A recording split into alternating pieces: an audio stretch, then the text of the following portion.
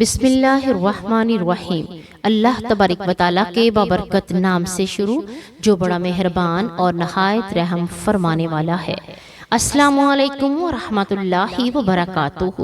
پیارے ناظرین، حضرت علی رضی اللہ تعالیٰ عنہ روایت کرتے ہیں، رسول اکرم صلی اللہ علیہ وآلہ وسلم نے فرمایا، اے علی سنو، یہ تسبیح میری امت کے تمام لوگوں کے گناہوں پر بھاری ہے۔ یہ وہ کلمات ہیں کہ اگر کوئی انسان زندگی بھر گناہوں میں ڈوبا ہو، بدکاری، نافرمانی، ظلم اور تاریکی میں لپٹا ہو اور ایک مرتبہ اس تسبیح کو سچے دل سے پڑھ لے تو اللہ تبارک و تعالیٰ اس کے سارے گناہ معاف فرما دیتے ہیں۔ اے علی سنو، یہ تسبیح پڑھنے والے پر موت کی سختی آسان کر دی جاتی ہے۔ اس کی روح کو حضرت اسرائیل علیہ السلام ایسے نرمی سے قبض کرتے ہیں جیسے کہ ماں سوتے ہوئے بچے کو آغوش میں لے لیتی ہے۔ فرشتے اس کے لیے دعا کرتے ہیں اور اس کے لیے جنت کے دروازے کھول دیے جاتے ہیں۔ اے علی سنو، جب وہ قبر میں اتارا جاتا ہے تو قبر کشادہ اور نور سے بھر دی جاتی ہے۔ فرشتے اس سے قبر کے ڈر اور خوف دور کرتے ہیں اور یہ تسبیح قبر کی اندھیری تنہائی میں ایسا نور بن کر اس کے ساتھ رہتی ہے جیسے کہ چاندنی رات میں آسمان پر چاند چمکتا ہے۔ اے علی سنو، قیامت کے دن جب ساری مخلوق بے چین بے قرار ہوگی، ہر چہرہ خوف اور سیاہی سے ڈھکا ہوا ہوگا، تو یہ بندہ جب اٹھے گا تو اس کا چہرہ اتنا منور ہوگا کہ لوگ کہیں گے شاید یہ کوئی نبی ہے یا کوئی مقرب فرشتہ۔ اللہ اس کے چہرے کو نور سے بھر دے گا۔ سبحان اللہ۔ اے علی سنو، پل صراط پر جب امت کے قدم لڑکھڑائیں گے، یہ بندہ بجلی کی رفتار کی طرح گزر جائے گا اور نہ گرے گا نہ لڑکھڑائے گا، کیونکہ اس تسبیح کا نور اس کے ساتھ ہوگا۔ اے علی سنو، جب حوض کوثر پر نبی کریم صلی اللہ علیہ وآلہ وسلم اپنی امت کو پانی پلائیں گے تو یہ بندہ ان میں شامل ہوگا۔ نبی کریم صلی اللہ علیہ وآلہ وسلم کے دستے مبارک سے آب کوثر نوش کرے گا اور پیاس ہمیشہ کے لیے ختم ہو جائے گی۔ اے علی سنو، اس تسبیح کی برکت سے اس کے لیے جہنم کے دروازے بند کر دیے جائیں گے اور جنت کے دروازے کھول دیے جائیں گے۔ اس کے استقبال کے لیے حوریں ہم بستہ کھڑی ہوں گی اور اسے کہا جائے گا کہ تم پر کوئی خوف نہیں، تم کامیاب ہو چکے ہو۔ اے علی سنو، اگر یہ تسبیح پہاڑ پر پڑی جائے تو وہ پہاڑ لرز اٹھے اور زمین پر پڑی جائے تو زمین پھٹ جائے، اور اگر آگ پر پڑی جائے تو اللہ تبارک و تعالی اس آگ کو بھی بجھا دے، کیونکہ اس تسبیح میں اللہ تبارک و تعالیٰ کے وہ پاک کلمات ہیں جن سے کائنات لرزتی ہے۔ اے علی سنو، اگر کسی کے دل میں قرآن حفظ کرنے کی تمنا ہو مگر یاد نہ ہو رہا ہو تو اس کے ماں باپ یہ تسبیح پڑھ کر اللہ سے دعا کریں، اللہ تبارک و تعالیٰ اس کے لیے قرآن آسان فرما دیتے ہیں۔ اے علی سنو، اگر کوئی اولاد کی نعمت سے محروم ہو تو وہ یہ تسبیح پڑھ کر اللہ کے حضور رو رو کر دعا کریں تو اللہ بانجھ کو بھی اولاد عطا فرما دیتے ہیں۔ اے علی سنو، اگر کوئی مصیبت میں پھنس جائے، چاہے وہ زمین کی تنگی ہو، آسمان کی بلندی ہو، قید ہو یا قرض ہو، بیماری ہو، بے سکونی ہو، تو یہ تسبیح اس کے لیے نجات کا دروازہ بن جاتی ہے، کیونکہ یہ تسبیح اسم اعظم کے لیے ان کلمات میں سے ہے جن کے سامنے مصیبتیں عاجز ہو جاتی ہیں۔ اور اے علی سنو، اگر کوئی اندھیرے میں گم ہو، راستہ بھٹک جائے تو یہ تسبیح اس کے دل کا چراغ بن جاتی ہے۔ یہ تسبیح بتانے سے پہلے صحابہ کرام کے چند واقعات آپ کی نظر کرتی ہوں۔ پیارے ناظرین، حضرت امام حسین رضی اللہ تعالی عنہ مدینہ منورہ میں سجدے میں اللہ کے حضور دعا مانگ رہے تھے، کیونکہ دین محمدی صلی اللہ علیہ وآلہ وسلم پر رات کی گہری سیاہی چھانے والی تھی۔ یزید بن معاویہ نے خلافت کا اعلان کیا اور اس اعلان میں جبر، ظلم اور ناحق طاقت کی یزید کا کردار شراب، گانے، ناچ، ظلم اور فاسق و فجور سے بھرا ہوا تھا، اور حضرت امام حسین رضی اللہ تعالی عنہ نے بیعت سے انکار کیا، کیونکہ ان کے نامہ حضور اقدس صلی اللہ علیہ وآلہ وسلم کا دین کسی بھی فسق و فجور شخص کے سپرد نہیں کیا جا سکتا۔ مدینہ کے بعد جب حضرت امام حسین رضی اللہ تعالی عنہ مکہ مکرمہ تشریف لے گئے، جہاں انہیں کوفہ سے ہزاروں خطوط موصول ہوئے تھے جس میں لکھا تھا کہ آپ ہمارے خلیفہ ہیں، ہم آپ کے وفادار ہیں، آپ تشریف لائیں، ہم آپ کی بیعت کر لیں گے۔ حضرت امام حسین رضی اللہ تعالی عنہ نے اپنے چچا زاد حضرت مسلم بن عقیل رضی اللہ تعالی عنہ کو کوفہ روانہ فرمایا کہ حالات کا جائزہ لیں۔ حضرت مسلم بن عقیل رضی اللہ تعالی عنہ نے کوفہ پہنچے اور لوگوں نے بیعت بھی کی۔ جب یزید کو اطلاع ملی تو اس نے عبید اللہ بن زیاد کو کوفہ کا گورنر مقرر کر دیا۔ اس نے دھمکی، ایک قتل کا خوف اور دھوکے کے ذریعے لوگوں کو امام حسین رضی اللہ تعالی عنہ کا ساتھ چھوڑنے پر مجبور کیا، یہاں تک کہ حضرت مسلم بن عقیل رضی اللہ تعالی عنہ کو بھی شہید کر دیا گیا۔ حضرت امام حسین رضی اللہ تعالی عنہ کو راستے میں ایک شہادت کی خبر مل گئی، مگر اب واپس نہ پلٹے، کیونکہ آپ کا عزم شہادت پر تھا۔ آپ نے فرمایا کہ میں کسی ذاتی مقصد کے لیے نہیں بلکہ امت کی اصلاح کے لیے، حق کے قیام اور ظلم کے خاتمے کے لیے جا رہا ہوں۔ حضرت امام حسین رضی اللہ تعالی عنہ کے ہمراہ ان کے اہل بیت، بیٹے، بیٹیاں، بہن حضرت زینب رضی اللہ تعالی عنہ اور بھتیجے بھائی حضرت عباس رضی اللہ تعالی عنہ اور دیگر وفادار صحابہ کرام اللہ تبارک و تعالی نے شامل کیے۔ حضرت امام حسین رضی اللہ تعالی عنہ کا قافلہ جب کربلا کے میدان میں لڑا تو 10 محرم کا دن تھا، فضا میں 10 محرم کا دن قریب تھا، فضا میں ایک عجیب خاموشی تھی، آسمان جیسے جھک آیا ہو، زمین جیسے تھم گئی ہو، خیموں میں چھوٹے بچے پیاس سے تڑپ رہے تھے، عورتیں بھی اور بی بی زینب رضی اللہ تعالی عنہ سمیت سب کی آنکھوں میں امید، صبر اور یقین کا نور تھا، مگر آنکھوں کے سامنے ظلم کے سائے گہرے ہو رہے تھے۔ حضرت امام حسین رضی اللہ تعالی عنہ نے خیموں کے گرد خندق کھدوائی تاکہ دشمن کا حملہ روکا جا سکے۔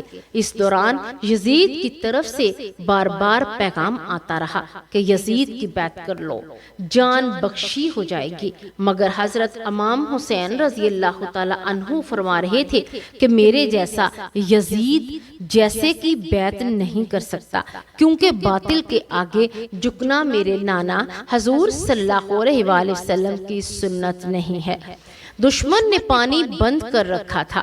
حضرت علی اصغر رضی اللہ تعالی عنہ بار بار پیاس سے بلک رہے تھے، ماں کے سینے سے لگتے، مگر دودھ بھی سوکھ چکا تھا۔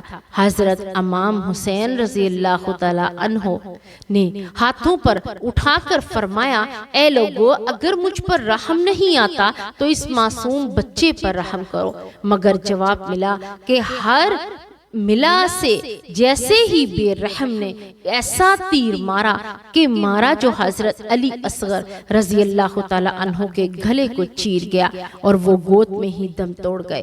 حضرت امام حسین رضی اللہ تعالی عنہ نے اپنے ہاتھوں سے معصوم لاش کو خیمے کے پیچھے دفن کیا اور آسمان کی طرف منہ کر کے فرمایا، اے میرے رب، گواہ رہنا، میں نے تیرے دین کی بقا کے لیے اپنا چھوٹا بیٹا بھی قربان کر دیا۔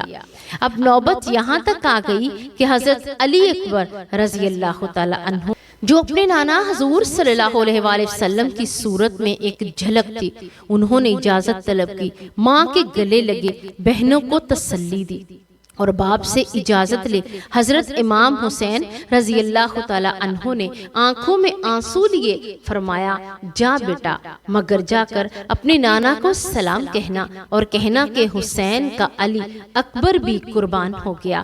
حضرت علی اکبر رضی اللہ تعالی عنہ دشمن کی صفوں کو چیرتے ہوئے آگے بڑھے، شجاعت کا وہ منظر پیش کیا جو رہتی دنیا تک مثال بن گیا، مگر آخرکار چاروں طرف سے حملہ ہوا اور آپ شہید کر دیے گئے۔ حضرت امام حسین رضی اللہ تعالی عنہ دوڑ کر وہاں پہنچے، لاش کو اٹھایا، سینے سے لگایا اور فرمایا، اے علی اکبر، تیرا چہرہ نبی پاک صلی اللہ علیہ وآلہ وسلم سے کے چہرے جیسا تھا، تیرے جانے سے میرا دل چھلنی ہو گیا، اے میرے بیٹے، مجھے بھی جلد اپنے پاس بلا لینا۔ حضرت عباس علمدار رضی اللہ تعالی عنہ، جنہیں لشکر حسینی کا علمدار کہا جاتا ہے، وہ پانی لینے گئے اور بڑی شجاعت سے فرات تک پہنچ گئے، مشکیزہ بھرا اور خیموں کی طرف بڑھے، مگر ظالموں نے دونوں بازو کاٹ دیے، ایک نیزہ آنکھ میں لگا اور وہ بھی گھوڑے سے گر پڑے۔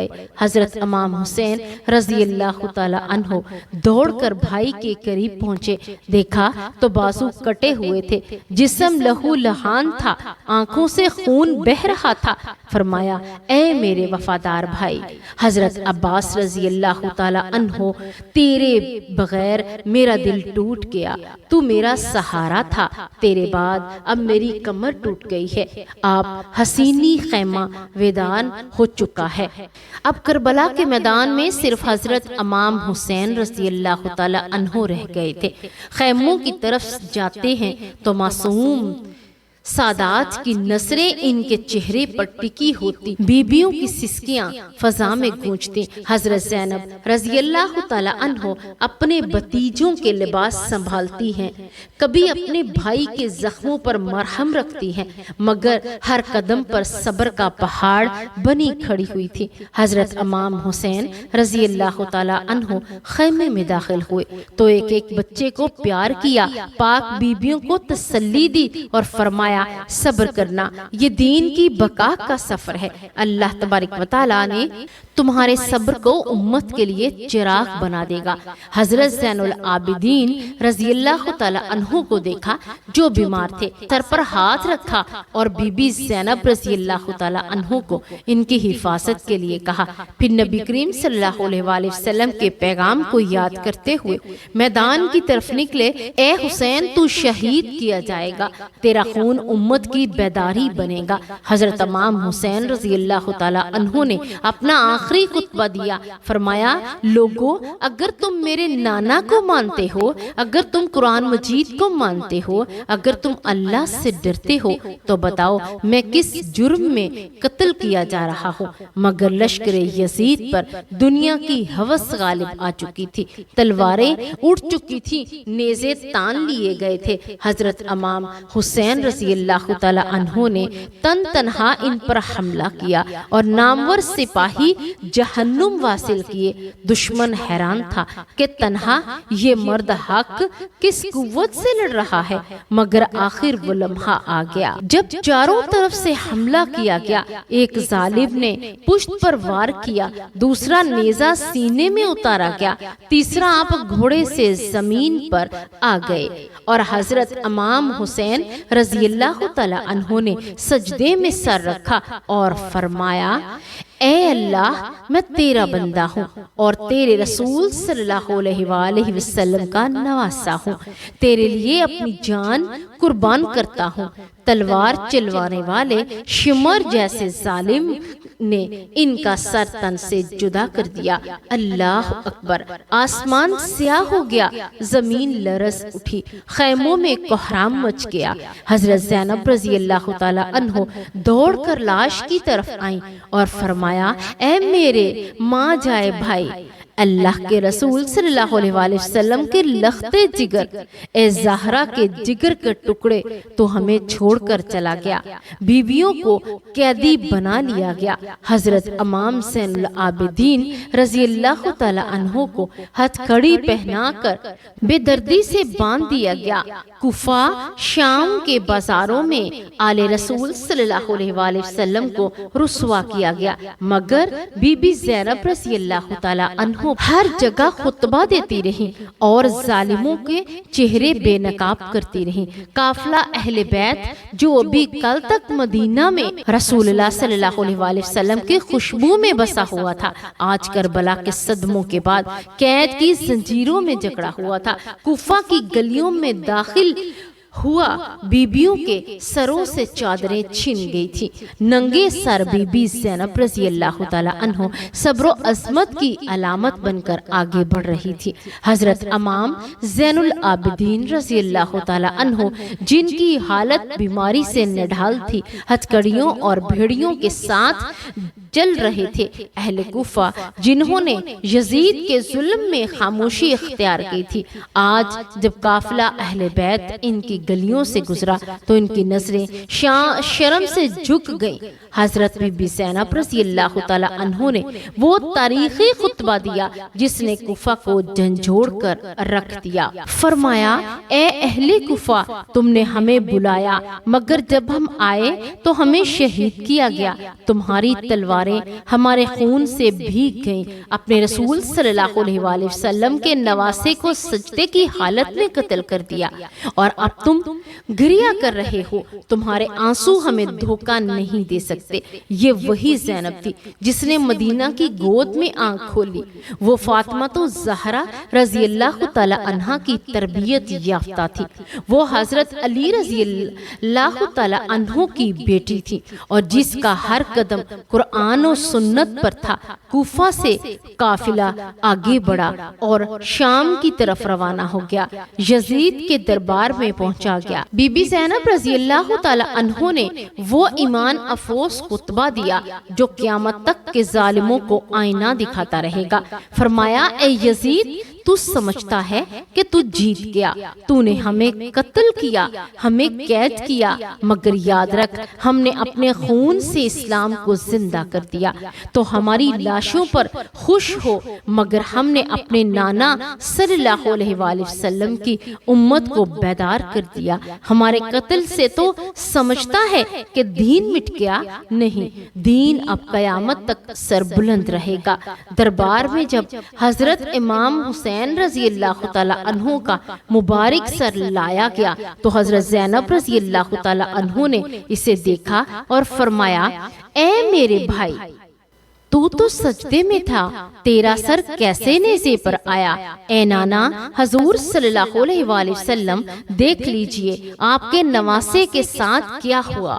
اے ماں فاطمہ رضی اللہ تعالی عنہ، دیکھ لیجئے کہ آپ کے جگر کے ٹکڑے کے ساتھ کیا سلوک کیا گیا۔ جب یزید کے دربار میں حضرت امام حسین رضی اللہ تعالی عنہ کا سر انور الگ کیا گیا تو دربار کی فضا ساکت ہو گئی۔ حضرت امام زین العابدین زنجیروں میں جکڑے ہوئے کھڑے تھے اور ان کی نگاہیں مسلسل اس مبارک سر کی طرف تھی جو کبھی رسول اللہ صلی اللہ علیہ وآلہ وسلم کی گود میں کھیلتا تھا، اور حضرت بی بی زینب رضی اللہ تعالی عنہ نے سناٹا چیرتے ہوئے فرمایا، اے یزید، کیا تو سمجھتا ہے کہ تو نے ہمیں قید کر کے رسوا کیا؟ نہیں، خدا کی قسم ہمیں قید کر کے تو نے اپنی ذلت کو لکھوا دیا۔ ہم اہل بیت ہیں، ہم وہ ہیں جن پر قرآن و سنت نازل ہوا، جن کے دروازے پر آ کر جبرائیل امین علیہ السلام کرتے ہیں، اور آج اگر ہم زنجیروں میں ہیں تو کل قیامت کے دن یہی زنجیریں تیرے گلے کا توق بن جائیں گی۔ یزید شرمندہ تھا، مگر اس کا غرور اسے سیدھی راہ پر لانے سے روکے ہوئے تھا۔ کچھ روایتوں میں آتا ہے کہ جب بی بی زینب رضی اللہ تعالی عنہ نے وہ تاریخی خطبہ ختم کیا، دربار میں لرزہ طاری ہو گیا، کئی لوگ رونے لگے اور کچھ یزید کے خلاف بولنے لگے۔ اب یزید نے اہل بیت کو آزاد کرنے کا حکم دیا اور کہا کہ واپس جانا چاہیں تو جا سکتے ہیں، مگر بی بی زینب رضی اللہ تعالی عنہ نے فرمایا ہم واپس ضرور جائیں گے، مگر پہلے کربلا جائیں گے، اپنے شہیدوں کی قبروں پر سلام کریں گے، اپنے بھائی کو الوداع کہیں گے۔ پھر قافلہ شام سے کربلا پہنچا۔ حضرت زینب رضی اللہ تعالی عنہ نے بھائی کے لاشے کو آواز دی، اے حسین رضی اللہ تعالی عنہ، میں وعدے کے مطابق لوٹ آئی ہوں، بھائی تیرے خون کے ایک ایک قطرے کی گواہی دے رہی ہوں۔ فاطمہ رضی اللہ تعالی عنہا دیکھ لیں، تیرے بچوں کی قربانیاں رائگاں نہیں جائیں گی۔ نانا رسول اللہ صلی اللہ علیہ وآلہ وسلم آپ کی امت نے بے وفائی کی، مگر ہم نے وفا کی۔ بی بی نے قبروں پر رو رو کر سلام کیا۔ حضرت زین العابدین رضی اللہ تعالی عنہ نے فرمایا، اے میرے بابا، آپ نے ہمیں بچا لیا، ہم نے اپنا فرض ادا کیا، اب ہم مدینہ لوٹیں گے تاکہ دنیا کو بتا سکیں کہ دین ہمیں جان سے زیادہ پیارا ہے۔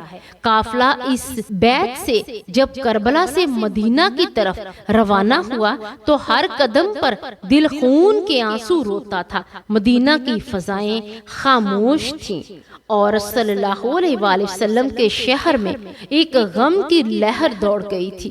جب یہ قافلہ واپس آیا تو مدینہ کے لوگ اپنے گھروں سے باہر نکلے، کسی کی آنکھ خشک نہ تھی، سب کے دل زخمی تھے۔ حضور صلی اللہ علیہ وآلہ وسلم کی امت کے ان چراغوں کو جنہوں نے ظلم کی تاریکی میں حق کا نور جلایا تھا، آج ننگے پاؤں ننگے سار مدینہ واپس آتے دیکھ کر ہر ماں پر بیٹی، ہر بزرگ کی چیخیں نکل گئیں۔ بی بی زینب رضی اللہ تعالی عنہ مسجد نبوی کے دروازے پر کھڑی ہو گئیں اور بلند آواز سے فرمایا، اے مدینہ والو، کیا تم جانتے ہو یہ قافلہ کون سا ہے؟ یہ وہی قافلہ ہے جو حسینی رضی اللہ تعالی عنہ کے ساتھ کیا تھا۔ ہم حسین کے بغیر لوٹے ہیں، آج عباس رضی اللہ تعالی عنہ ہمارے ساتھ نہیں ہیں، آج علی اکبر رضی اللہ تعالی عنہ کا شباب خاک میں دفن ہے، آج قاسم رضی اللہ تعالی عنہ کی مسکراہٹ کربلا کے میدان میں سو رہی ہے۔ ہم سب گئے پر آج ہم ادھورے لوٹے ہیں، اور اے مدینہ کے لوگوں، اگر تم اپنے ضمیر کو جھنجھوڑ کر نہ جگایا تو پھر یہ امت تباہ ہو جائے گی۔ یاد رکھو، ہمیں سنو، ہم نے دین کے لیے سب کچھ لٹا دیا۔ حضرت امام زین العابدین رضی اللہ تعالی عنہ نے بھی منبر پر چڑھ کر خطبہ دیا اور فرمایا، اے مدینہ کے لوگوں، ہم نے وہ قربانی دی ہے جس کی نظریں نہیں ملتی۔ ہم نے نانا حضور صلی اللہ علیہ وآلہ وسلم کے دین کو بچایا ہے، ہم نے کربلا میں دکھ سہ کر امت کو جگایا ہے۔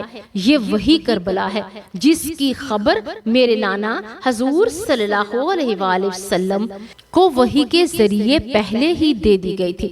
جب حضرت حسین رضی اللہ تعالی عنہ چھوٹے تھے تو ایک روز نبی پاک صلی اللہ علیہ وآلہ وسلم نے ان کو اپنی گود میں لیا اور آنکھوں سے آنسو بہنے لگے۔ صحابہ کرام نے پوچھا، یا رسول اللہ صلی اللہ علیہ وآلہ وسلم، آپ کیوں رو رہے ہیں؟ فرمایا، مجھے جبرائیل نے خبر دی ہے کہ میرا یہ نواسا میدان کربلا میں پیاسا شہید کیا جائے گا، میں کیسے نہ روں؟ فاطمہ رضی اللہ تعالی عنہ نے یہ سنا تو وہ بولی، اے ابا جان، اگر ایسا ہے تو پھر ہمیں کیا کرنا ہوگا؟ آپ صلی اللہ علیہ وآلہ وسلم نے فرمایا، بیٹی صبر کرنا، اس قربانی سے دین بچ جائے گا۔ اسی طرح کربلا صرف ایک مارکہ ہی نہیں بلکہ ایک پیغام بن جائے گا، ایک سبق، ایک چراغ بن گیا جو کہ ہر اس دل کی روشنی بن جاتا ہے جو ظلم کے اندھیروں میں حق تلاش کرتا ہے۔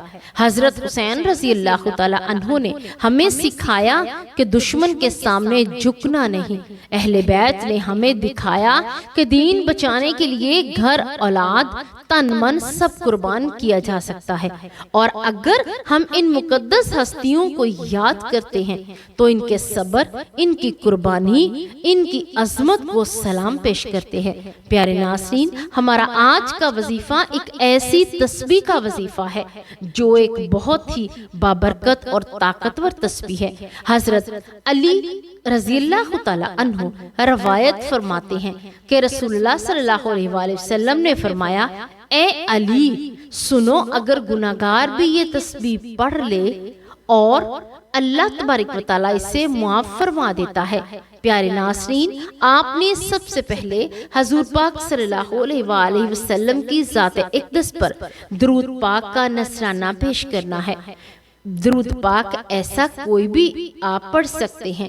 ایک بار ثواب کی نیت سے میرے ساتھ مل کر پڑھ لیجئے۔ بسم اللہ الرحمن الرحیم۔ اللہم صلی علی محمد وعلی آل محمد کما صلیت علی ابراہیم وعلی آل ابراہیم انکا حمید مجید۔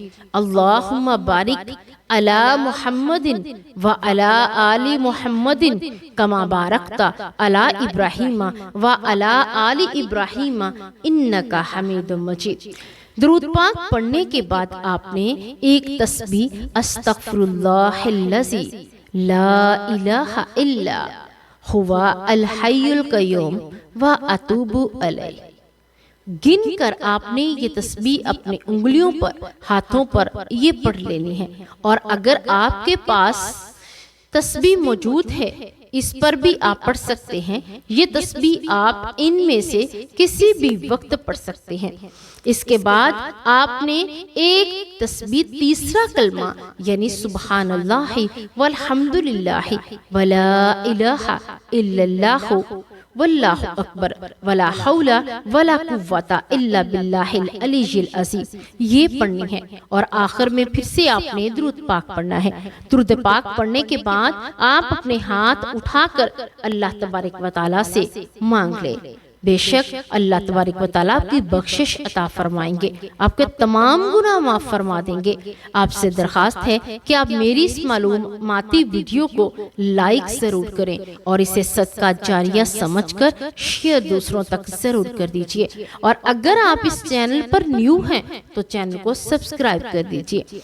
اللہ تبارک و تعالیٰ سے دعا ہے کہ اللہ تبارک و تعالیٰ ہمیں اس کلمے کی برکت سے دنیا اور آخرت دونوں میں کامیابی و کامرانی عطا فرمائے۔ اللہ تبارک و تعالیٰ سے دعا ہے کہ اللہ تبارک و تعالیٰ ہمیں دین کی بات سننے، سمجھنے اور اس پر عمل کرنے کی توفیق عطا فرمائے۔ اللہ تبارک و تعالیٰ ہمیں قرآن و سنت کے مطابق زندگیاں بسر کرنے کی توفیق عطا فرمائے۔ اللہ تبارک و تعالیٰ ہم تمام کا حامی و ناصر ہو، آمین یا رب العالمین۔